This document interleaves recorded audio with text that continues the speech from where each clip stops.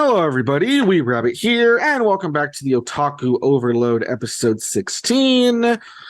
Yeah, we have I don't know, it might be a short one. We'll see how it goes because I know I don't have very much to share, and I know the stuff you were going to share was kind of short, but we'll see how it goes. Regardless, though, I still am looking forward to this podcast all the same. I'm especially excited for the topic of the week because it's something I'm very passionate about. Well, without further ado, how are you, Legend Jonathan? I've been doing all right. How about you? I'm in all right as well. Nothing too exciting this week. What I'm excited for that I'll probably talk about next week is that there's going to be like this Japanese festival in the city where I live, and I want to Yeah. go to that to try to get some good food and maybe see some like live entertainment and stuff. Maybe I'll even try to make a video of it. I'll see how it goes. Sometimes it's easier to record than other times, but at the very least, I might talk about it next week more in detail. So that's what I'm looking forward to. But yeah, this week's been kind Mm, of kind of a slow one. It feels like there's stuff coming up in the near future for me. nice. Yeah. All right. And with that being said, are you ready to start this podcast? Yeah, sure. Alrighty, then go ahead and tell people about your week. Um, first, I'm gonna talk about, as usual, I watched the newest episode of Urusei Yatsura. Um, it wasn't really much. So I think like the first half, I think this was more exclusive to this anime because I don't even think it came out in the manga or the original one, which was pretty interesting. Hmm. It's basically that it has like to do with Mendo and like the fact that he likes octopuses and the fact that um and you know how when you like look certain symbols and stuff, they're kind of based off of certain like mythology, and there's a lot of animals that look similar to that mythology and like lore and stuff like that. That basically it's because like their family crescent octopuses look similar to it, and that's the reason why they like octopuses or something like that. And basically the point is he shows off his weird pets and stuff, and then he shows off that he has a shiny octopus that's blue. And I say shiny because yeah, it literally is like a shiny Pokemon basically. And the reason why is because it's an Arctic one, quote unquote. And the reason why is because if you put it in like high temperatures, it can turn into a kaiju kind of. And this Okay. and this is where it gets kind of creepy. This is where it gets kind of like almost borderline hentai kind of like levels of stuff. Basically, as you would know, it became a tentacle monster, and I was like, "Oh my god!" I was like, "I already know where this is going." Yeah, as soon as He, you said octopuses, yeah, I can see what you mean too.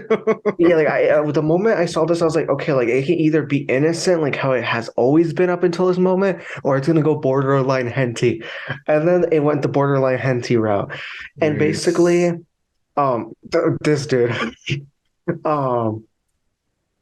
Basically, like he grabs the girls and well, the guys too. It was pissed off, and Yeah. basically it grabbed 𝐥𝐤𝐤𝐿, and then like it ripped her like shirt off, and then it reveals that she has. You know how I mentioned she has like the thing that straps her Oh, chest, the binding, yeah, the binding, yeah, the yeah, the bandages or whatever. yeah. Basically, it has it, and everyone's like, "Oh my god!"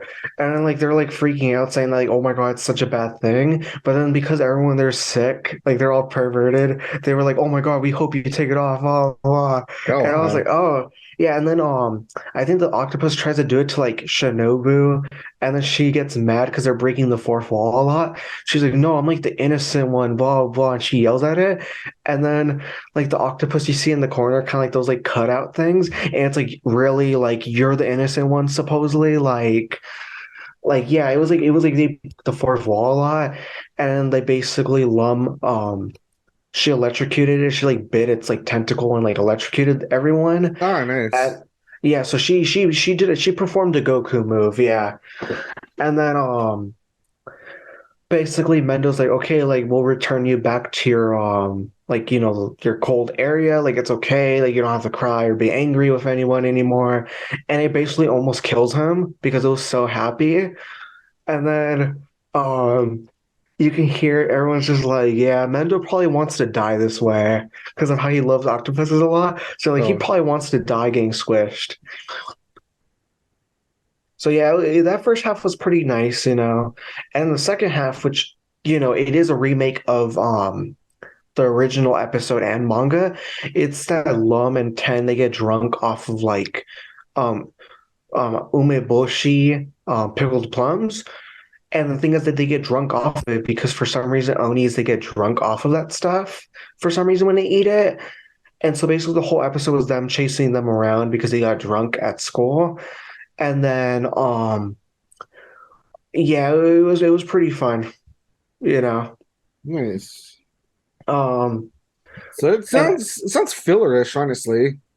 I mean, let's be honest, all the episodes are filler. So like yeah. No, I but know what I what mean you is, mean, yeah. yeah, this one even more because it seems like it's even more of like just Like a the first half yeah, was just like kind of silly shenanigans. Like you said, wasn't even in the manga or anything. It's just like literally just like just something kind of yeah. breezy, fun, whatever, just silly, you know. Because yeah, the second one, that definitely did come out in the manga and the anime. I know for sure because I own the manga right here too, and I read it.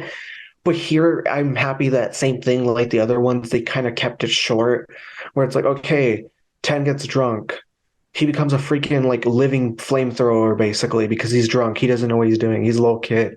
And then Lum, same thing. She becomes like a freaking like transformer basically, like electrical one. I'm like, she basically becomes one because she's running around and she's like electrocuting people like crazy. And that was like what I liked. That it was actually pretty brief. And that's what I like about these episodes, that they've kept it pretty brief. I just think that yeah, that first one was kind of weird, especially where they got to like the part of the tentacle monster thing. I felt that was a little kind of like where it got kind of weird. Yeah. Outside of Urusei, I did something which, I think we hinted at last week because, We kind we of said mentioned that, it, yeah. yeah. Yeah. Basically, I installed a modification, like a ROM hack of Animal Crossing New Leaf called Animal Crossing Welcome Luxury. Basically, what it does is basically when you start a new file, um, it's that your character, they're a rich person and they're trying to move into a new town. And that Tortimer, instead of Rover, he encounters you on the train, and he even like mentions that you have a lot of money. He's like, "Oh, where are you moving to?" Blah blah. You do the typical stuff. But what's cool is that the options, they reflect like certain things like you would say. So for example, if you're rich but you have like if yeah, like basically there's an option where you can basically be a snobby rich person. So you'd be like, oh well, I have a lot of money, duh, stuff like that. And there's other ones where you're more humble and stuff. That's what like the options are. And so yeah, there's options like that where it's same thing kind of like in the original one where you can be rude or nice. Here it kind of reflects the fact that you being rich, you have perfect responses that have to do with like the fact that you're rich and stuff. Um and the plot's not that different. It's literally just, oh yeah, you arrive in town. That's it. And you become like the mayor and everything. And Yeah, the only diff honestly, it's because I guess changing it too much would be kind of hard, honestly. yeah, because especially at the end, Because they he would says have the to exact add, like all sorts of like totally new dialogue, totally new cutscenes and stuff, and because yeah, the point is, I've played this too, so I know what you're talking about. We kind of talked about it behind the scenes. It works either for if you have emulation abilities on your 3DS, or you can I play on mean PC, on the or you PC. can play on PC. So I've been playing on PC, and yeah, it's pretty cool because basically, it adds all sorts of mostly like well it has a few things you can say kind of like the start where like, oh, it's Tournament instead of Rover. Mostly what it changes is mostly it's a quality of life stuff. Like mostly like it's mostly like aesthetics. You know what I mean? Like it's not like it changes the storyline or like it's mostly like just the beginning of the storyline is different, but then as soon as you get off the train, it's the same thing where they think you're the mayor and they welcome you and they say what your job is, blah blah blah. But what's different is that yeah, it has like the screen like on when you're looking at your screen of the game, instead of like the usual background it has, it should be, let's say, I don't know, like green with like little leaves in the back. It's like black now because this game has like a heavy aesthetic of black and gold. So it's like black and gold with like little bell bags or something, if I remember. And then, all of the font is like more HD. And then, all of the buildings, like the train station and like the buildings downtown, they're also black and gold, for instance. And then there's stuff where, like, yeah, I think it has a quality of life stuff where like the flowers never wilt. And I think it's easier to pay off your house because it's you're rich. You can pay it off like easier or something like that, right? Something like that. Well, yeah, that, and then I think like a lot of the stuff is just unlocked from like almost the beginning, basically. Hmm. Because like the process of becoming mayor is more quicker. The fact that you unlock like yeah, like I think it's the same thing where you just said like the kind of the stuff with the flowers and like all those ordinance or whatever they're called. Yeah, You unlock I all of didn't that play really it too. early. Yeah, I didn't play it too much. I just like installed it and I was kind of messing around with it a little bit. But yeah, from what I think I remember reading, I think it even says that like I think shops are open like 24/7, or they're at least open like way later than usual. Um, Trying to remember other stuff I saw, but yeah, it was definitely just like a lot of quality of life stuff that like if you've already played the original game, it's a hey, here's like an updated version of it where, like I said, it's like, oh, shops are open later, stuff's unlocked, way quicker, way easier. Um, there's like a little bit of an overhaul, so like everything has like a little bit of a different aesthetic to it, stuff like that, which is Yeah. kind of cool. And yeah, so like he said, with playing it, yeah, either you can play on a modded 3DS, you can play off the hardware, the 3DS, you play off the hardware because it just runs the same way as like New Leaf, basically, or emulate it off of the PC that way too. Yeah, yeah. And then other than that, because I haven't like really modded my consoles in a while, because that's the thing, guys. I'll admit that I do hack my consoles. Basically, I kind of revisited both 3DS and Switch emulation. So I've been messing around with Game Boy Advance and Game Boy games. And obviously the 3DS, it's not really a surprise they can run Game Boy Advance like perfectly since it kind of was already intentionally made to run it or whatever. Hmm. But basically outside of that, the fact that I put it on the 3DS, I do want to talk about the fact that I put it on the Switch though. And I've just been messing around with it. It's been pretty fun. Honestly, it's pretty cool having it run smoothly off the Switch. Like it Because doesn't have what like I guess you're trying to say is that because if I remember what you told me correctly, just so people are kind of like wondering like why you're bringing it up. The point you're trying to say is that because of how they just added Game Boy and Game Boy Advance to the NSO, you're yeah. saying that you basically using your hack switch, you put a version of that on your switch, is what you're saying. Yeah, I have a hacked version of it. Yeah. Yeah, yeah, I was gonna say make it kind of clear for people because they might be like, oh, if you put an emulator, like why Because put it on the Switch if you already have it on your PC or if you're having your DS? But it's because you're using that specific version, but like it's tweaked a little bit. yeah, basically that like thing that's running off the Switch, it's more like it is emulation. It's more of a hardware wired one where it kind of like perfectly runs it smoothly though. Because if you Hmm. were to make one for like through like homebrew, I guarantee you maybe it's not as good, or two, it just has some like weird like aspect ratio and a Yeah, yeah, bunch of because the weird other stuff like ones, the that. point is that the other ones are adding an emulator based on like a community thing, like just Hmm. fans basically, versus this one is the one that Like Nintendo actually official, created, like official aspect ratio, graphics, everything, and interface and everything. yeah, it Yeah, runs the way it should technically be played, basically. yeah, Yeah. that's Hmm. cool. So yeah, that's Yeah, all I because did. that's something that's possible once like Nintendo releases a version of one of the emulators, like the SNES or like the Game Boy Advance or whatever. People find a way to like tweak it, so it's like okay, using this like blueprint, you add You can it to add your these hack games. switch, and you can add like more options and games and stuff to it. So, that's Hmm. cool. So like when you add now you added that genre, I mean genre, that like generation of games, I guess, like what are the games that you like to play from that era, I guess. The Game Boy Advance and Game Boy era, I like to play the Pokemon games. That is like an option. I've been trying to get back into Pokemon as well. So that's the thing too, where I haven't played a Pokemon game in a while. So I was like, yeah, I should like start off with like the traditional like bit games, first. So that's what I've been doing. So yeah, game Pokemon definitely is a game from that era that I like to play. I like to play the Super Mario Advance games and the Mario Deluxe game. I like to play those. I like to play all the portable Zelda games. I like to play all those. Um, what else? I like to play all the Mother games because the Mother games are on GBA and well, just the GBA now that I think about Yeah. it. Yeah, I was like trying to like find another Well, yeah, console. because I mean, because Mother 2, technically Earthbound is an SNES game. And then Mother's on the NES, yeah. So it is on different consoles. It's just like when it comes to portability, it's just that one console, yeah. Mhm. Um, and another one which we have been playing it on the channel, but it's the remake. I do like to play Chain of Memories, like the original one though. So Oh, it, got you. Yeah, yeah. so that's what I've been doing too. That Just kind of checking out the difference between like the PlayStation 2 version and the old GBA version and stuff.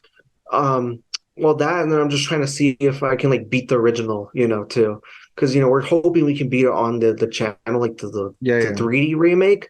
I want to beat the original one as well, because I know for like a fact, I think like the final boss and like a few like plot points and stuff in the Game Boy Advance one, they're like way different, and I've Hmm. read about it, so I want to experience that like firsthand as well, all these differences and stuff. Got you.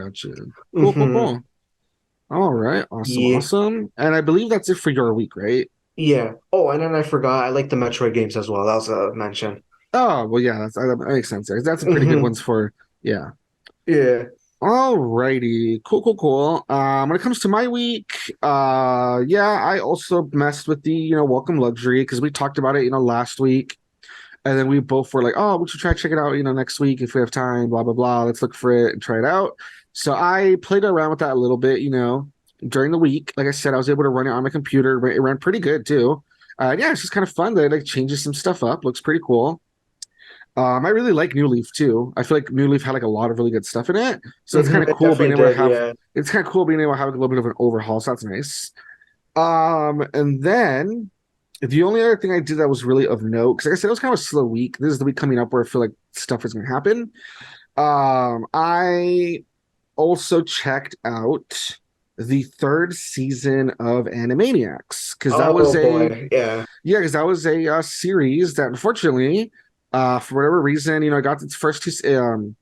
I think it got its first two seasons like really easy. Like even in their little theme song where they say like you should see your new contracts, and there's a part where they like sign a contract and like the Grim Reaper like disappears it, and Yeah, it I says see it, yeah. like two new seasons and it has like their names or whatever. So that was always the thing. We're always knew they were going to get at least two seasons, but I was like, okay, are they going to get more?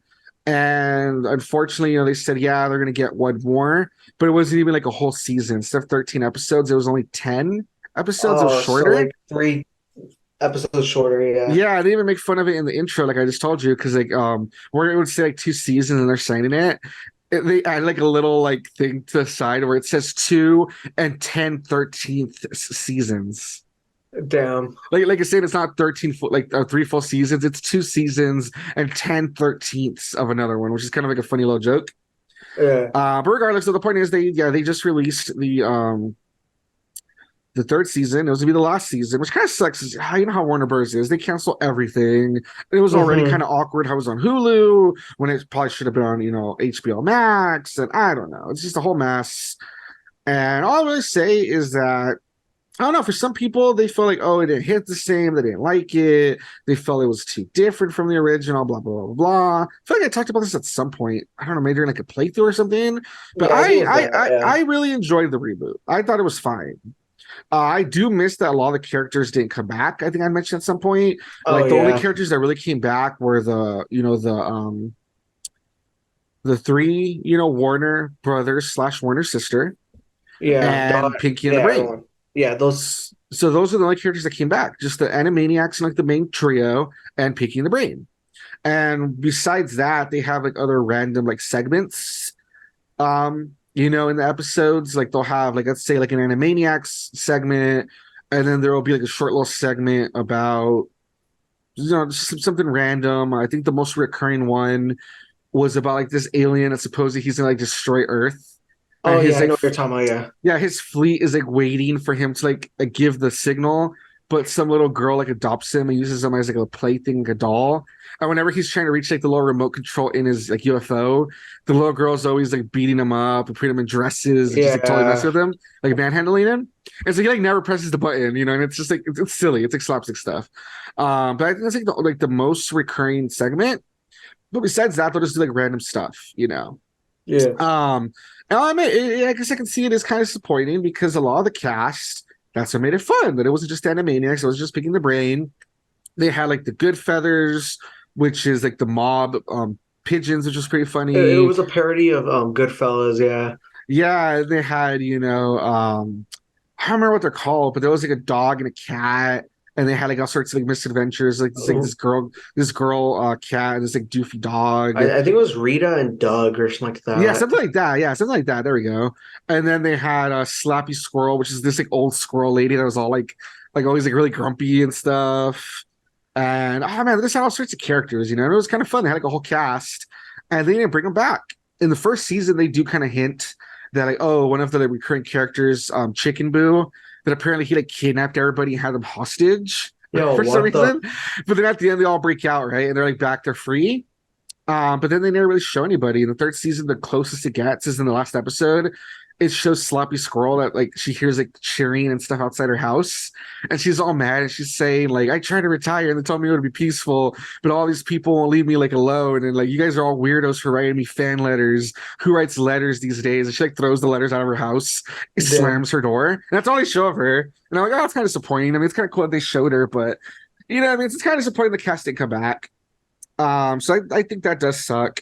And it does suck because they say like, oh, the reason we didn't bring him back is because some of the stuff we feel like it's too outdated. Like, you know, like the Good Feathers is parodying like the Good Fellas, and they're like, who even like knows about that movie anymore, supposedly. Everyone.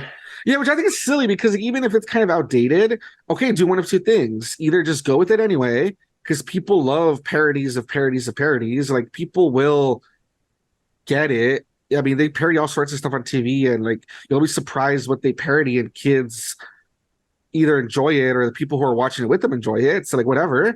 Or if you guys felt it was really outdated, okay, then just don't show them like every episode. Like maybe they should have shown them like if it's 13 episodes, show them in like 2 or 3 episodes then, right? Like, Yeah, something like that. Yeah. but it's just so dumb to totally cut all these characters out. You know, I thought that was kind of silly. But yeah, that aside though, like I was saying, I don't really like to cut their characters out. I admit that was kind of crappy, but the episodes themselves, I thought they were really fun. I thought there was a lot of funny jokes and segments and parodies. Um, I think that they did a good job with both the Animaniacs and Pinky the Brain. I will admit, I think Pinky the Brain did a little bit better, honestly, Yeah. but it was still really fun. And I don't know, like people complain. I'm like, I feel like it's the way it's always been. Like the stuff they That's make the fun thing of, too. it feels like stuff they always have made fun of. Like they've always made fun of like pop culture and like politics and a lot of meta stuff. Like they've always made fun of it, and that's what they're making fun of. Mhm. Like I think there was like a thing where like what the heck were they making fun of? Like I know like the first season people were like a little bothered because they're like, oh, they made fun of like Trump a little too much. It's like, well, it makes sense because it's such a big thing in our culture, and they always used to make fun of like politicians.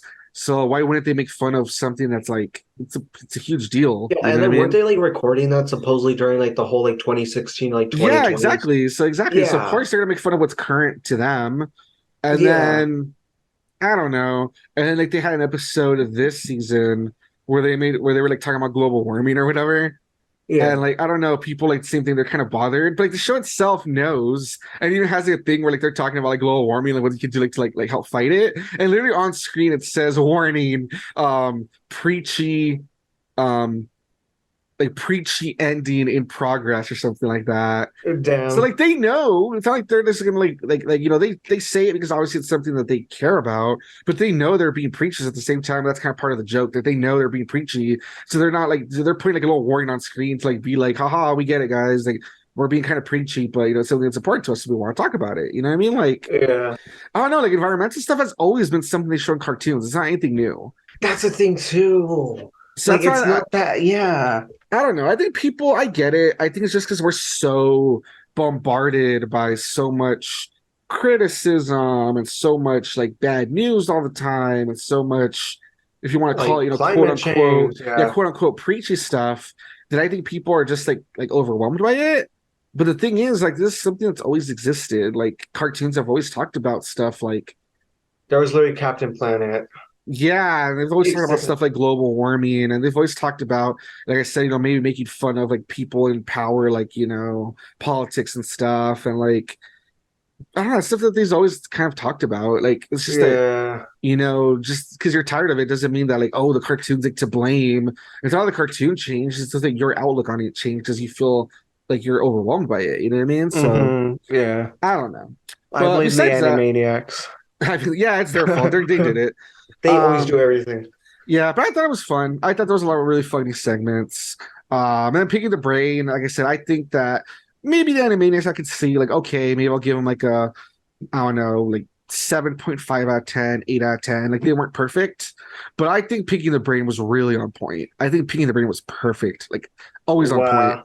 It was really funny, even though Picking the Brain is super formulaic, where it's always, like they do something, it goes wrong. At the end, he says, come, Pinky, we need to, like, you're prepared for tomorrow night. What are we going to do tomorrow night? Try to take over the world, the same thing we always do or whatever. Even though it's always the same thing every episode, it just works so well. Yeah, it's like those like reoccurring freaking like oh yeah. It's like It's like it's like those Phineas it's and like those it's like Phineas and Ferb. Phineas and Ferb was always so formulaic, where everything was the same every episode. They came up with a plan. I know what we're gonna do today. Where's Perry? Perry would disappear. They would do their plan. It would get messed up. Candace would get there in time with the mom to, like, get made fun of because there was nothing there. Perry would come back, etc. You know how it was always so formulaic, but it worked. It's that's like what I'm saying, that. yeah. There's some things Yeah. that just work. Like, some things do get old. It just works for some reason. Like, it works fine. Yeah, they would just like it was formulaic like that, yeah. Yeah, but yeah, just gonna say that, yeah, I enjoyed it. I liked all 3 seasons. And in fact, I'm disappointed because I was hoping that maybe the show would continue. Maybe they would bring some of the cast back slowly over time, whatever.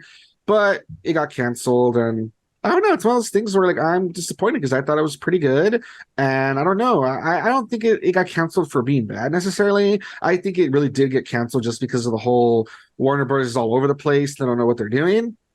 Yeah. So I don't know. But I enjoyed it. I had fun. I thought there was some fun stuff. Like always, whenever they sing a song, I think they do a really good job of coming up with like original songs that are like really funny and like really catchy and stuff. And Yeah. like I said, a lot of stuff they made fun of I thought was just pretty fun. So I don't know. Nice. I liked it how Yeah, they because you sing the watched what you watched some of it, didn't you? yeah, I've watched a few episodes, yeah. Yeah, the first season or like first and second?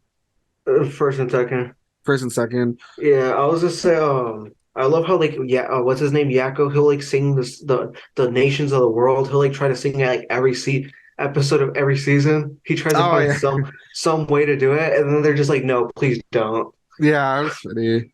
Oh man, I Yeah, don't know. Like I said, I thought it was really fun, man. I thought that's some good stuff, but yeah, it is what it is. And I guess it's not for everybody. Like I said, some people just, I don't know, it was too different from them. Though I don't really know what was different because, like I said, I feel like it's stuff they've always talked about and made fun of, but whatever. there's always something. There's a little bit for everyone. Yeah. Uh, IGN, a little something IGN, for everybody. yeah, that's what I was gonna say. That's what I was trying to say. Even Yeah, though we were literally just talking about how it's not for everybody, a little something for everyone. yeah. Oh boy. All right, that's basically it for my week. So, like I said, it was pretty short. That's the only thing of note, but it was still I had a good week. Even if it was kind of uneventful. Yeah. Moving on to the news, we have 3 news stories. I think they should be pretty short. There's not really much to say, but I think they're still kind of interesting in their own way. And I think it's kind of like the topics and kind of like the discussions that come with them are where it's kind of interesting, if that makes sense. So the first one, for instance, it says Nintendo to skip E3 2023. Yeah, So, yep, it has been confirmed finally because there had been speculation that, yeah, Nintendo will not be attending this year's E3, even though I guess E3 is supposed to be back finally. It had been canceled for the last few years. I think it's officially back this year. I think. I'm still not even sure. because it can still get canceled, I guess. But even if it happens, Nintendo isn't going to attend. And if you look farther into the story at the very end, it says that back in January, it had been rumored that neither Sony, Microsoft, or Nintendo was going to attend. And yeah, I think at this point it has been confirmed. I think that I think all of them have confirmed they're not coming. I don't remember, Yeah. but at the very least, if you look at this story, at least Nintendo for sure isn't going to do it. And I was going to say that I kind of have mixed feelings about this because on the one hand, I get it. You know, the last couple of E3s didn't go that great. I know that they leaked a lot of people's information, for instance. I know that people were kind of annoyed that there was a lot of like gimmicks where they try to have like celebrities on stage. And after they shut down the last one, and then there was like the whole pandemic thing, they're like, yeah, don't worry, when we come back, you know, it's going to be more about like influencers and like celebrities, and like everything they said basically seemed like they were going in a really bad direction. Yeah. So I kind of get that at the same time, you know, maybe E3's kind of dead, and in a way it's kind of like, well, if it's dead, you know, not even gonna miss it because, you know, last few were kind of problematic, whatever, and the direction they wanted to go sounded kind of dumb. But at the same time, it kind of makes me sad to know that E3, even if it exists, that the big three aren't going to be there. That's what I was thinking. I'm like, Because yeah. it would at least, like, if you knew if they were going to be there, then it was so nice to know what to expect. Like, you knew that week Mhm. you were going to get some sort of information from all three studios. Maybe the information wouldn't be great some years, it would be kind of but at least you knew you're going to get information from all three. And hopefully, you know, at least like me, that I'm like a very diverse person with what I check out. Hopefully, there's at least something, you know, at least one game from each company that I look forward to. At least one, right? Like at least it's an indie game or it's some sort of a, you know, port or remake or something. I just feel like there was always at least something to look forward to. I don't think there was ever like a year where I'm like, no, I didn't like anything whatsoever, 100%. Like there was always at least something. So I think it's kind of sad that, yeah, that, you know, that means that for sure we can't expect these big announcements the way we used to. It was kind of nice to like know what to expect. And number two, it makes me kind of sad because I don't know, like I used to kind of like the whole culture of it. I used to like that we would all come together to watch it. Like a lot of but like different like YouTubers I liked. It was fun seeing them all be like, you know, oh, I'm gonna like stream the event and like join in for like I'll do like this event, you know, like I'll do like the Nintendo Direct. I'll be here like, you know, when it goes live and you can like jump into their stream and like watch it, or like if you miss one of like the other ones because it was like at a weird time, like let's say the Square Enix one, oh cool, they'll upload like the broadcast later on their channel or something. And it was really fun to just be able to either be there like as part of the stream, watch it together with some of your favorite like YouTubers or whatever, or you know, catching the video later was kind of fun. And I don't know, there was like a whole culture around it. Everyone was looking forward to it. It's kind of funny because you know how I sent you that song because it was just like in my mind for some reason. I'm trying to make sure I get the name right. Ringo Death Star, Stare at the Sun, the one with the weird dogs. Yeah. Yeah, it's like this weird like indie alternate rock song. It's like really trippy, and it has like these dogs that they're like doing all sorts of weird like human stuff, right? It's like really weird. Yeah, it was pretty weird. But it's like a Trippy. funny It was video, very but trippy, yeah. yeah, it's like really trippy. But yeah, I remember that there was one year, I think it was like 2017, that before the whole E3 event, Devolver had what they call like their big pre-show or whatever. And it lasted like 10 hours. And I remember that I think I mentioned it before. There's this channel I really used to like. It was called Rising Super Stream with Liam, that he used to be part of the Super Best Friends at one point. And he kind of went on his own and did his own thing. And he would cover, you know, all of these like directs and streams and events and stuff. And like for that one, it was just so fun that he stayed up, not for the whole thing, because it was like really late. It was like in the middle of the night, but he stayed up for like 4 hours watching that pre-game show getting ready for E3. And it was just so fun because it was like this really random show that felt like a mix of like a bunch of Adult Swim like trippiness, where it had like that music video that was weird. It had weird like wrestling with people like in kaiju costumes, and it had weird like just all sorts of weird stuff that you would kind of see like on Adult Swim, like really trippy, like content and stuff. Kind of like the ad stuff, the ads where they would put them in between the shows, or they Yeah, would yeah, put like the them to infomercials and stuff. Yeah, content yeah. like that, and then also all sorts of like weird like interviews with like indie devs and all sorts of like trippy stuff. And it was just like really fun. Like I said, being able to kind of like do that as a community. And with E3 gone, and like a lot of those big companies not being there, people just don't tune in and they don't watch it and they don't stream this kind of stuff. And so I kind of hate that you lose that bit of community. Like those interactions are gone now, which kind of sucks. Yeah, it sucks, bro.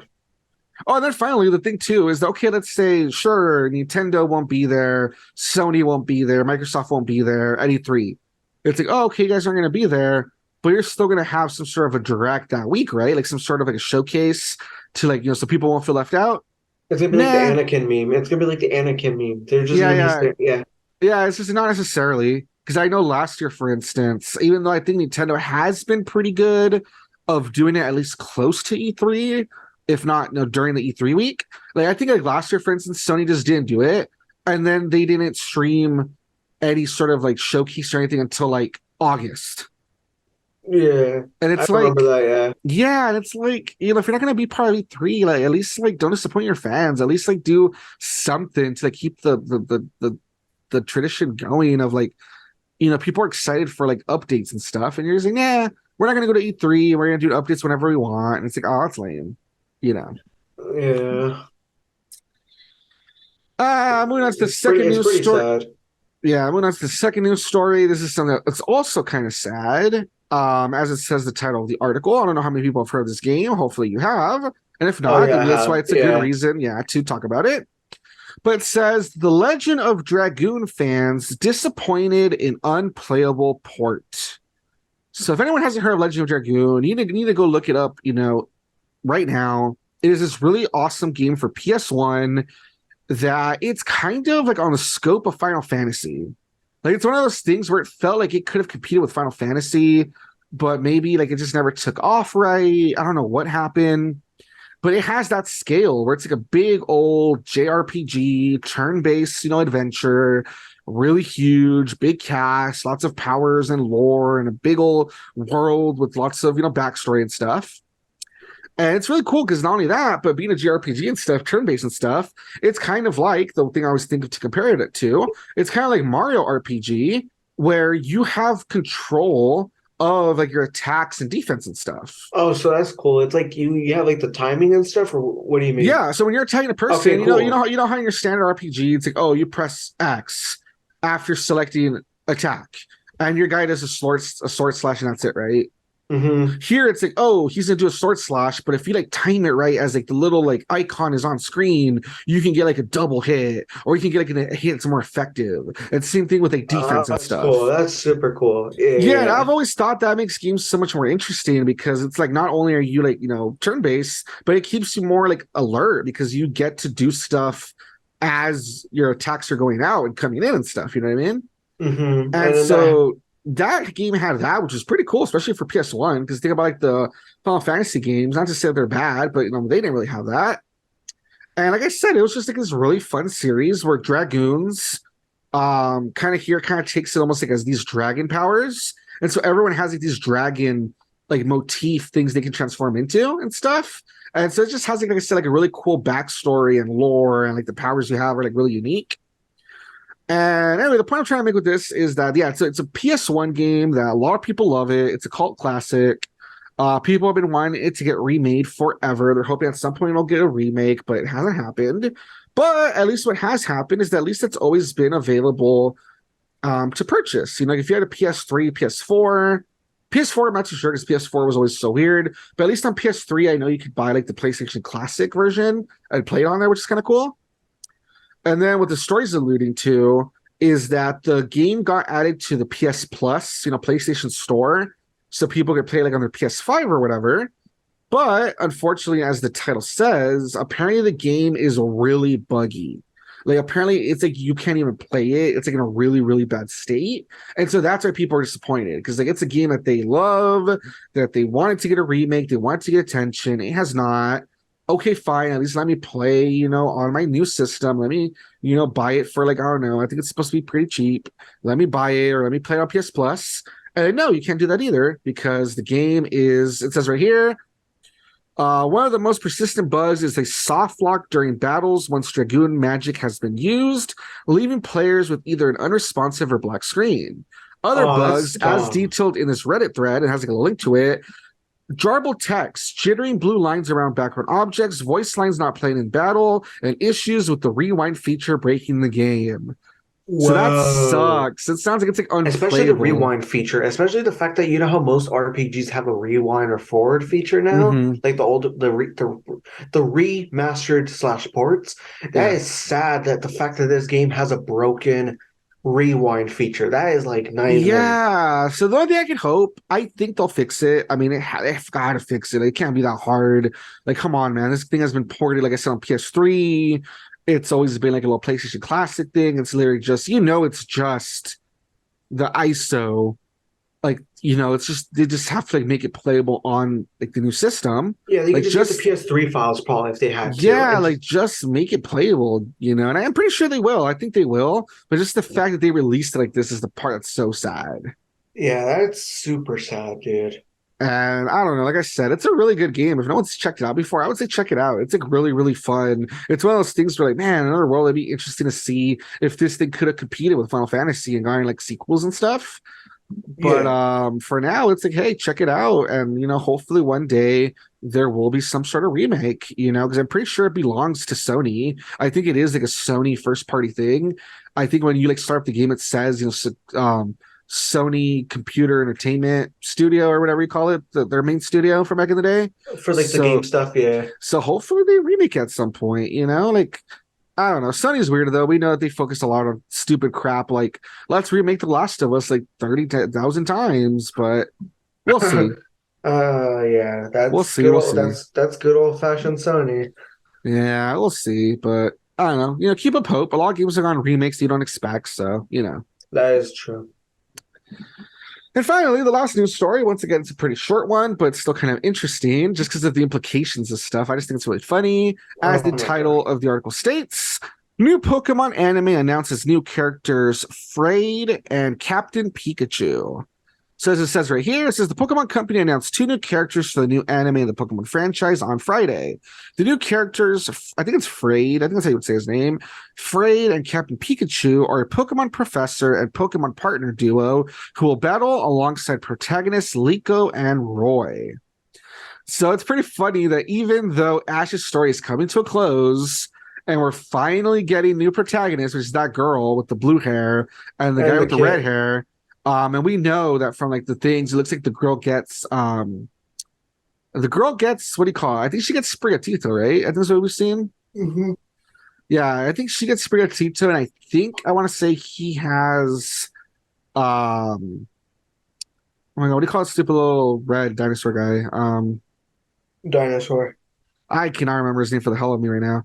The point is, even though we've seen what looks like it's going to be their starters, it's like totally new characters, totally new story, blah blah blah. I just found retiring.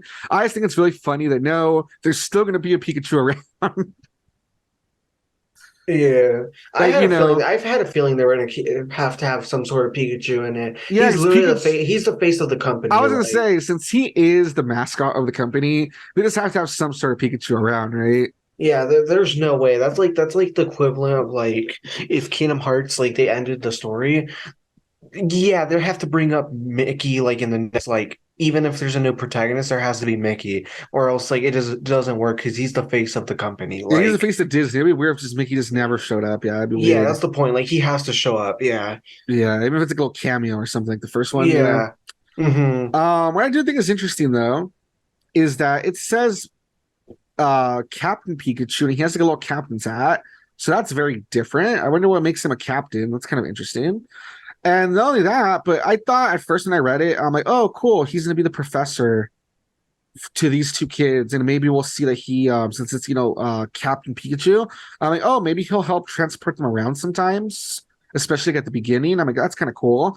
But if you read it, it specifically says a Pokemon professor and Pokemon partner duo who will battle alongside protagonists Liko and Roy. Oh yeah, I read that right now. So I Yeah, guess so this is despite being a Pokemon professor, is he gonna be like the equivalent of like Brock, I guess you could say? he is, yeah. Based off that, and then the fact that he's tall and he looks older, he's the Brock of the this. Well, I mean, let's be honest, they might replace him later on, but yeah, he's basically the Brock of the new series. Yeah, That's weird, right? So he's a that's pretty Pokemon interesting. I think that's professor. interesting. I think it's interesting. Yeah, so he's a Pokemon professor, but he's also going to be like along with them. That's kind of interesting, right? Like, huh? Yeah, That's I think that's pretty I cool. like his design. He's this guy with like white hair, goggles. He has like it looks like I don't know. You could say like a captain, not captain's jacket, like a oh no, it makes me think of like a pilot's Uh, jacket. that's what I was gonna say. I actually was gonna say he looks like a pilot. That's why when So it said Captain Pikachu, I assume like, oh, he'll give him like a ride somewhere. But I don't know. I guess we'll have to wait and see because the hat that Pikachu has doesn't really look like a pilot hat. It looks like a sea man, captain hat. I wouldn't be surprised if this is also like a mistranslation, or it really is that this dude is a professor, but he wants to be a pilot or some weird thing. Because let's be honest, everyone can't have the professions that they want sometimes. So I guess maybe this dude, he's like, I want to be a pilot, but my parents told me to become a professor instead. I don't know, And man. Who like stuff like, knows? yeah, Oh, and what's weird too is that we know Liko and Roy. Like I said, we know that the starters they get are from Scarlet and Violet. You know, it looks like like I said, this is to get Sprigatito. So that means it takes place in that region. And the weird part is that we know that for this region, Scarlet and Violet, the professors are Sada and what was the name of it was Sada and I forgot the name of the, Toro, something like that. yeah. It was Sada and Toro or Turo or something like that. We know that there's like a guy professor and a girl professor, and neither of them are this guy. So where's this guy coming from? He's I'm just saying, isn't that we, kind of we just threw him interesting? in because he's an anime character. No, but That's isn't that kind it. of interesting though for reals? That yeah, like he has nothing to do with the other professors, and it looks like he's an original character too. So No, that's what I'm saying. It's probably just like yeah, like the original series. Well, let's be honest, the series is gonna end, so it would be the original series by this point, the whole entire like every season up until this point. Um, the original series, I'm just gonna call every season up until this point that because you know it's gonna yeah. end. Um, there was so many characters that just had no existence to the like the regions at all, and they're like, yeah, I'm a professor from this region. And it's like, where the hell were you in the games then? Like, I don't remember you. I'm just here No, because all the professors from the no, anime were no, there were some characters that were from just the anime, like Professor Ivy, for example. Who else? I remember there was another professor I'm that pretty she sure would. I was the only one because she wasn't really canon. It had to do with that weird.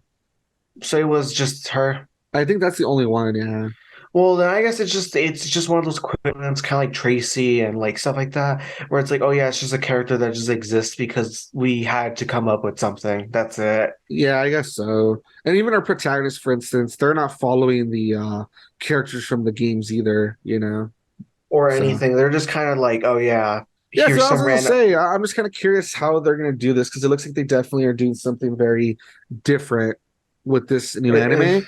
It looks like they really are doing something very different, very It's Pokemon. new characters, and Yeah, I don't know, but it's we'll Pokemon. see. It's taking the Dragon Ball GT route. Everyone's gonna say it's non-canon, and then none of this anime was important. I'm just Oh kidding. God. And then yeah, it says that the anime is gonna come out April 14th, so that's not too far away. I'm excited for the new series. Yeah, And same. not only that, just really quick before we like finish this off, the news stories, I've kind of been watching the The new series, yeah, because you know how it's supposed to be 11 episodes, special episodes to conclude Ash and Pikachu's story. They yeah. have mostly been really lame. I feel really let down. Yeah. You'd think it would have been like this really cool where like, oh man, each episode it'll be him like meeting like one of his old friends and they'll join the crew and it's everyone traveling together and like I don't That's know, what I ready. thought too. And then instead, like one person showed up, and we haven't seen any other characters at Yeah, all. the only ones we've seen is Ash. I mean, sorry, joining Ash. I mean, Misty and Brock, same as the original. And then we saw Cillian, whatever his name is, but he didn't even join. He's just like, yeah, I'm gonna go do my own thing. Okay. And that's it. That's it. That's what I was gonna say. And Yeah. then the episodes themselves have been boring. The first one, oh, it's actually Pikachu. They're in the wild. And then there's that Latias. And at the end, Latias is just watching it from a distance. He doesn't even recognize it from like the fucking movie. So who gives a shit? And the second episode, I think that's the one where like, yeah, he meets Misty. So that one's fun. Okay, he meets Misty. Fine, that's fun. But then like the third one was like, well, third one was fine too. Second and third one were fine. Oh, he re-meets Misty, fine. He re-meets Brock, fine. But then after that is like, oh, there was some snow Pokemon, and they help it to like not to control its powers. Okay, who cares? And then this one, the newest one, well, not the newest one, the one before the newest one, they're out. That Pikachu and Meowth get separated, and they're doing their own thing or whatever. And meanwhile, I think like yeah, Ash and Team Rocket are trying to get them back or something. So I don't even remember. And then it has a callback to that episode where Pikachu and a Caterpie are looking at the moon. It's okay, I get it. It's a reference to that, but nothing interesting happens. It's just they're lost. It doesn't like, since we're looking for this to like, conclude and wrap up, it's not like, oh man, Pikachu and Meowth have like this great moment where they finally understand each other, or they talk about how much they appreciate each other because they might not see each other again. No, it's just they get lost, and then there's like a callback to that episode, and that's it. And then what was another thing? I think it was like, yeah, for some reason, it's like, I'm trying to remember. Oh, Squirtle. I'm trying to remember his name. Yeah, like Ash, he sees his Squirtle again, which is kind of fun. He sees the Squirtle Squad, but then like that's kind of it. It's just like, oh, they make an appearance, and like I guess it's kind of cool. You catch up with Squirtle and the Squirrel Squad, but then that's it. Yeah. That's the thing that was super dumb, that I didn't even understand why that, yeah, it was like, oh yeah, Ash is gonna reunite with all these people, here's all these clips. And then it just went to shit where it was like, it seems like so far, like I hope it ends off on a good note. That's what I'm getting at. Yeah, because out of the 11 episodes, how many have already come out? Like 6 of them already? Like literally like halfway already? Yeah, that's what I was gonna say. Yeah, and so far, like I said, the only ones that were really good were like the second one and third one, because he re-meets Misty, he re-meets Brock, and then maybe the one where he kind of meets Squirtle because it's kind of fun. They're like, oh, we get to catch up with Squirtle, but not much happens. You know what I mean? Like that's it, and you're already halfway through.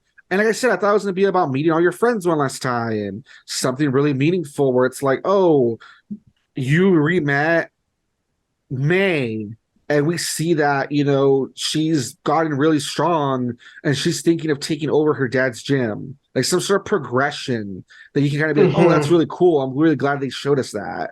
Or like, oh, he caught up with Dawn, and man, she's won a bunch of championships, and something like that, kind of show where they're at, kind of give us a hint what they're going to do in the future. But like, no, it's all just been dumb random stories that have nothing to do with anything, and they're boring. It's just so disappointing. Yeah, I don't know, man. That's what I'm saying. It's been really weird. Yeah, so disappointing. But I don't know. Like I said, that's why I'm honestly really excited for the new series, because this one has been like so disappointing. I'm like, you know what? Like, just end it already. I don't care anymore. Yeah, that's what I'm saying. Just hopefully it ends on a good note. That's what I'm getting at. Like, yeah, hopefully... like at least we saw Ash win the championship now. All of this is almost extra at this point. Like, whatever. Just make the last episode good, I guess, and we'll call it a day. But like, it's not what I thought it was going to be. It really sucks. Yeah. Yeah, it's really disappointing. But yeah, that's it for the news. So as you can see, like I said, it's not really so much the news stories themselves are that chunky or that big, but it's the discussion that comes with them that's like kind of interesting, and the implications and stuff. You know what I mean? Yeah. But yeah, we'll have to see what happens with E3 this year. We'll have to see what happens, with like the Pokemon anime, the new one, and how the current one will end. And we'll have to see what happens with, Legend of Dragoon. Will they ever make a remake? Will they fix this version? Hopefully. But, it's kind of all speculation. It's all like stuff to look forward to later to see, what happens in the future, I guess. So, yeah. Alrighty, moving on to our topic. Like I said, this is something I'm very passionate about. And it's something that I thought of talking about because with the Game Boy / Game Boy Color emulator coming to Nintendo Switch, and I saw that was listed on there. I'm like, oh, that's really fun. I hope more people play it. Same thing with Minish Cap, but we're not really talking about that one right now. But hopefully more people play Minish Cap. I've heard that's a really fun Zelda game on the GBA. It's very underrated too. Yeah, Yeah. yeah, yeah. But yeah, hopefully more people play the topic of the week, which is the Legend of Zelda Link's Awakening. And of course, there's Link's Awakening, the original Game Boy. There's Link's Awakening DX, which is the Game Boy Color one that adds like an extra dungeon and it adds color to it, which is pretty cool. And there's Link's Awakening, the remake for Switch, that has a totally different style and it has some updates to it. So It's like features from the DX version and like more basically, yeah. yeah, but regardless of what version you play, I still think that between Game Boy and Game Boy Advance Color, I would say the Game Boy Color one is way better. Oh, definitely. Oh my God, yeah. But then between Game Boy Color and the Switch one, that's where I will say, I guess it really just depends because like some people will like the updated version. Some people will probably like the simplicity of the, pixel old version. So I can't really say anything there. But at least when it comes to like, 2D, I say, yeah, definitely DX over regular version. Like, no question. Yeah, dude. I've played the original and like somehow, It just feels really dull, right? yeah, for some reason I like got to like the part where you get the sword at the very beginning, and I was like, no, I can't do this. I can't take it. I'm like, I have to Yeah. play the DX version. Yeah, it feels so dull. Yeah. But anyway, just for anyone who doesn't know, because like I said, this game is kind of underrated. Hopefully, it's kind of gaining some steam because of, like I said, the emulator and because of the remake and stuff. Also, not only that, but me and Terrific actually played it over on his channel. So go Oh check. yeah, I've seen Yeah, it. so go check that out. In fact, that's what I'm gonna say. That's what I'll say right here, kind of like a disclosure. There will be spoilers for this game. So if you don't want to get spoiled, I would say go check out either play it for yourself or check out the LP that me and Terrific did that we can get caught up on the story. And then after that, come back to this if you don't want to get spoiled. Yeah. But yeah, I'm gonna spoil some stuff from the series. I mean from the story. But basically, for anyone who doesn't know or needs like like a recap or whatever, this game is really interesting because it is literally like the fourth game in the series. Because it was Legend of Zelda 2, Link's Adventure, or whatever.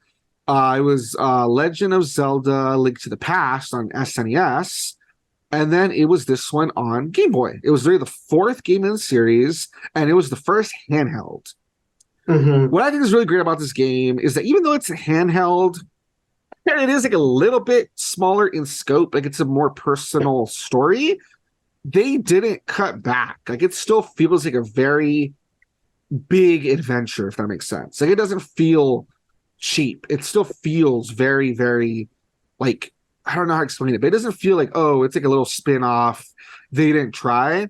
They definitely still put their all into it, if that makes sense. You can tell, yeah. Yeah, and then what makes it special is that we don't get too many sequels in Legend of Zelda. Like, okay, yeah, from Legend of Zelda 1 to 2, it's supposed to be the same Link. The one from Ocarina of Time, same thing. He comes out in, Majora's Mask. That happens. There's a few where we get, a few sequels. But most of the time, it's a different Link. What makes this one special is that it is the same Link in Ocarina. I'm sorry. It is the same Link in Link to the Past. It is the same Link in this game. And then, even though they've changed their mind like thousands of times on this, but at least the way it is right now, set in stone right now, it is the same Link who then goes on the Oracle adventures. So I think that's really cool that it's the same Link on like a lot of adventures. I think it's kind of cool. And similar to the way that you get Link from Ocarina of Time, then goes through Majora's Mask, I think it's kind of weird how whenever you do have a sequel, it's always kind of interesting how the Links, when they have like another adventure, their other adventures are always so bittersweet.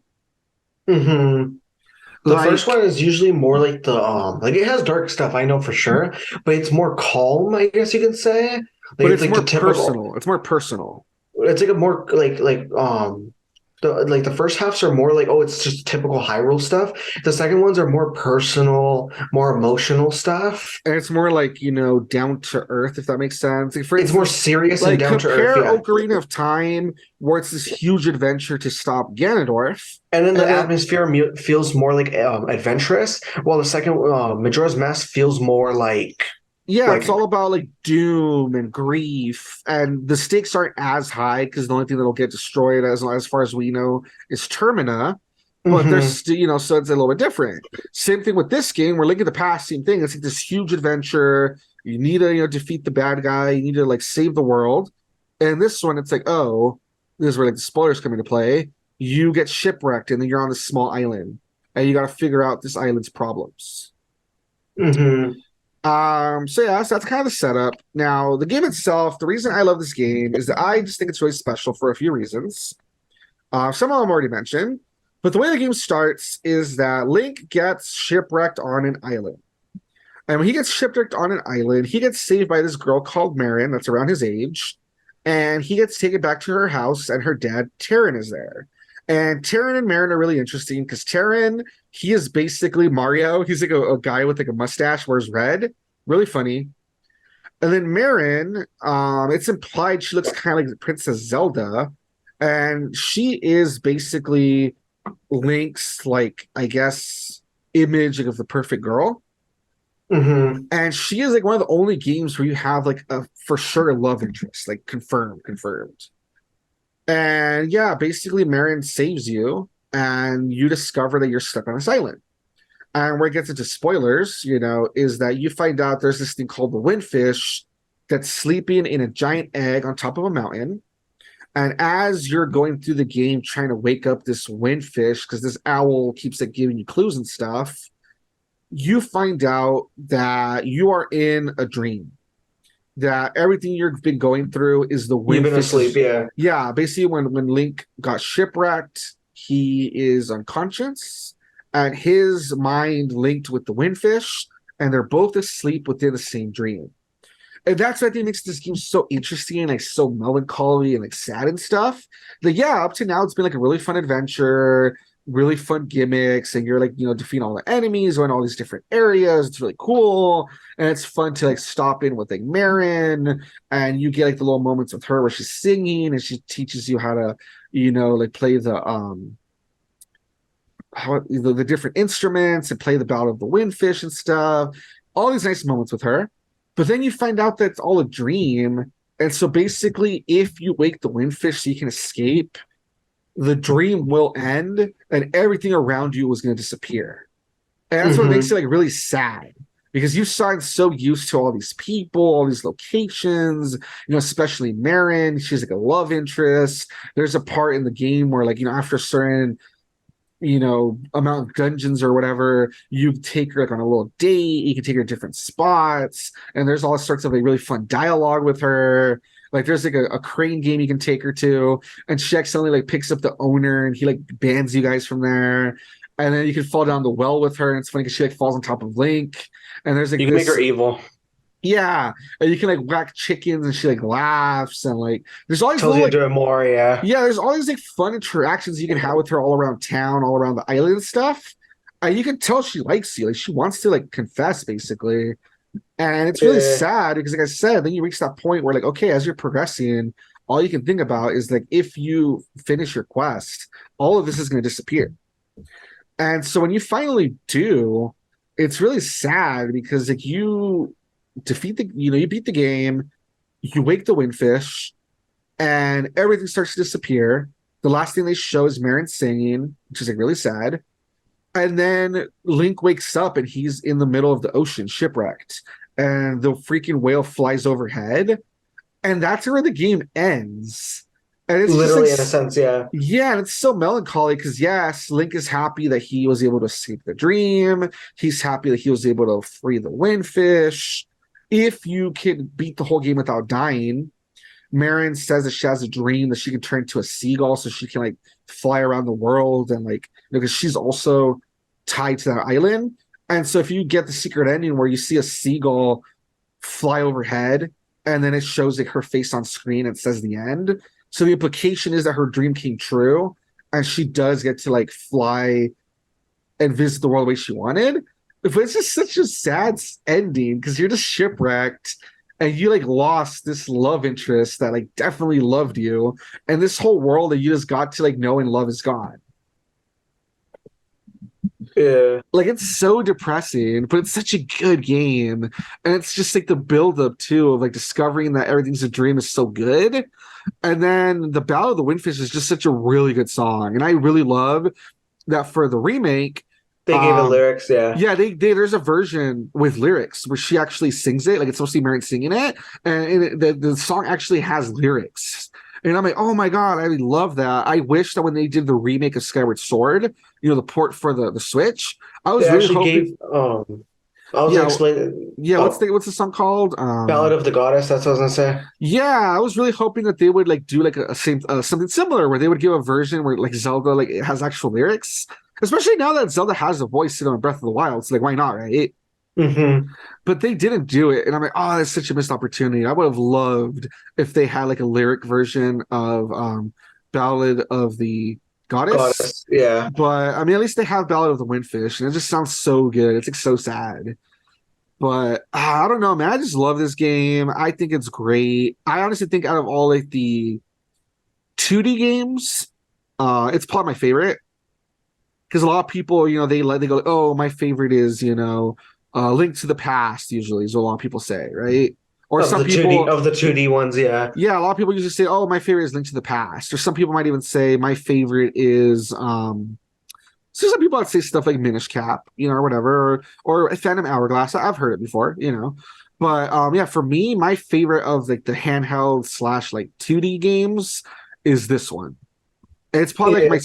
like my second favorite like Zelda overall. I just love it. I just think like it's such a good self-contained story. Nice. And I've been thinking about it, and like, man, in the remake, whenever the game ends or begins, and they have the cutscene of Link that's like anime style, I was like thinking, man, it's like a shame they did not make an anime of this story because it would go really well, honestly. Yeah, especially because the like the dungeons and the plot and everything, it's more relaxed, I will admit, compared to other games, especially compared to the 2D ones. The 2D Mm-hmm. ones, they rush a lot of dungeons at you because literally you'll be like, oh yeah, I beat so and so a Hyrule Castle, and then the game's like, yeah, there's 10 plus dungeons. You can do them at any order you want, but F you need to find out what to do after this, basically. Like it's up to you, basically. Here, it really just does. Is they're like, yeah, I need you to go this place, and here's the location on the map. Yeah, that's it. That's Yeah, it. Yeah, that's it. here, I feel like the story is so streamlined. Like I can literally see it as an anime where it's like, okay, Link gets shipwrecked, he wakes up on the island. It can maybe go all the way from him meeting Marin and Terran to the end of the first episode could be where he gets his sword and the owl kind of tells him, okay, you have like an adventure to do to escape. That could be the first Hmm. episode. And then there could be, some episodes for like each of the dungeons because it's different areas. Like how does Link get to that area? How does he do the dungeon? There could be a couple of episodes in the middle, like the one where he goes on a date with Marin, for instance. There could be like an episode where he does like the side quest stuff because it's not really too much side quest. It's more of like a fetch questing where you give somebody an item and you give that item to someone else. It's like a little string of stuff. But I could see Hmm. like that being an episode. Um, I don't know. I could see like the ending theme, for instance, could be the battle of the Windfish as sung by Marin, for instance, and like I don't know. Yeah. It would work so well as an anime. It's like a really nice self-contained story, and it's not like too complicated and anything. But I don't know. It's probably wishing for too Yeah. much. But I don't know, man. Like I said, I love Especially this because game. continue real quick. Like I said, I love this game. Yeah. Oh, well, I don't know what to say anymore. So Okay. So yeah, I was gonna say, yeah, I love this game. I hope it's the kind of thing that people check out even more because it feels a bit underrated. I feel like there's games people always talk about, like Ocarina of Time, Wind Waker, Twilight Princess. There's games that people always play, and some of these get skipped over. And like I said, I hope that with the emulation and with the remake, I hope that one way or another, people just play the game more. And people, I know, for instance, that when the remake came out, a lot of people were checking it out, and it seems like there was like a newfound appreciation for the game. So I hope that continues, so that it doesn't just sit there being like obscure. I hope that it becomes people really think about it when they think about Zelda. They're not just thinking, like I said, Ocarina of Time or Twilight Princess or whatever. Like I hope they really consider this game too as part of like the mythos. yeah. Especially considering that I can tell why a lot of people like the remake. Let's be honest, because yeah, now that I was like on a full-on like actual like home console, it's a hybrid, of like portable and home. So it was pretty nice because, you know, there's extra buttons now. That's one thing too. And then the fact that there's like the new graphics and the items they're equipped to certain buttons now automatically, they help so that people, you know, let's be honest, a lot of people, I guarantee you that, like, you know, there is some people that didn't like the fact that you had to like swap your items a lot with the A and B buttons and stuff like that. Here, it relieved it a lot. And then the fact that I guarantee you people probably just didn't like to like the graphics or some weird thing too. And I feel like here too, the game goes more smoothly. While the Game Boy one, I guarantee you a lot of people felt like it was pretty slow too. Because, you Mhm. know, the fact that it's an old game and like people they don't like old games, you know, sometimes. Yeah, exactly. Yeah. But yeah, that's it for that. It's just a game I love, a game that I hope more people play. And like I said, people just get more attention to it, whether it is the emulation or the remake. Either remake, like you said, it probably solves a lot of issues people had. So I don't know, I saw people, check it out more. I think that'd be cool. I like the Oracle. I actually don't like both Oracle games, oddly enough. I don't really care for Oracle of Ages that much, honestly. I Oh really yeah, like I Ages. I never liked Ages. I never yeah, I liked don't really Ages. like it for some reason. I really love Oracle of Seasons though. I think Oracle Yeah. of Seasons is really good, but Oracle of Ages is more kind of for me. But regardless, what I was gonna say is since they're kind of seem to be remaking some of the games and kind of like reporting them and stuff. I hope somewhere in the near future maybe we get that treatment for those two games. That'd be kind of cool. That would be super cool. What I like didn't like about Ages real quick is the fact that in the beginning of the game, they introduce this random ass kid that he's like a mage, and he's supposed to be like your freaking rival. And the only reason why they try to give you a rival was because oh, Pokemon's out around this time, and Oh, Ralph. yeah, yeah, Ralph. I like Ralph. I think Ralph's all right. No, I thought it was kind of annoying. Honestly, I think he makes the game kind of interesting because if it wasn't for, I think he's like the one saving grace. Because I feel like if it wasn't for Ralph, the game would be even more boring because there would be like nothing going on. Honestly, Also, that's the reason or what? yeah, Well, they I just feel like the mechanics are just more like harder to grasp because you know how like season is so easy because it's so easy to understand that like you change the season. The four seasons are really easy to understand, but Ages was weird because you have to mess with like time more, and like I just feel it it, doesn't like it was more flow as puzzle errant. It was poor puzzle errant. I forgot how you call it, but it was like more puzzle based. That's how you can say it. yeah, like I don't know. I didn't really like the areas as much. Like I don't really know how to explain it. I just liked seasons better. I feel like Ages was just that like the areas were kind of weird. I didn't really like the powers that you use as much. Um, I like the goddess from Seasons more. What's her name? Din. I like Din It's more than hot. yeah, I like Din more than Nehru or whatever. I don't know, just I just feel like Seasons is just like everything about it. I just like it a little bit better. I just don't really like Ages as much. Yeah. I think the one saving grace honestly is Ralph. I think Ralph was kind of fun. That like oh, there's this dude that he's supposed to be your rival. He's running around being like a dumbass and like doing stuff like oh yeah, that's kind of interesting at least. Besides that, I feel like that world doesn't really have much going on, honestly. Mm, Yeah, yeah. because for instance, isn't Seasons the one that I think I've talked about it before? Seasons has like that robed tribe where you go on that date with that Yeah, girl that she has like a yeah, yeah, ribbon. Yeah, yeah, and then yeah, yeah. Ages doesn't have that, has it? Does it? Nope. Obviously, it doesn't. 100% no. It hasn't Yeah, so that's what I'm saying. So I feel like Seasons just has like the better areas and characters and stuff. because they added more stuff. Yeah. Exactly. All right, but enough about that, guys. That is going to be it for this podcast. Hopefully, you guys enjoyed our discussion of the Zelda, Link's Awakening. Hopefully, you guys check that out. Hopefully, you guys, looking forward to that Pokemon anime coming up, the new one. Hopefully, you guys will check out Legend of Dragoon since I mentioned it. Oh Hopefully, you yeah. guys will look forward to E3 or whatever equivalent we get of that. And yeah, hopefully you guys check out some of the stuff we talked about, like the Animaniacs or the if you like doing modding and stuff, check out, Animal Crossing Welcome Luxury. It's a pretty interesting like ROM hack or whatever. So Yeah. yeah, but with that being said, guys, that's Definitely gonna be it. recommend it. Yeah. As I was saying, that's gonna be that's gonna be it for the end of this episode. We will try to be back next week as usual with more stuff. We'll see what happens. I'm looking forward to that Japanese festival. Hopefully, I have some fun stories to tell from that. We'll see. And that's gonna be it, guys. We will see you next week. Bye bye. Bye bye.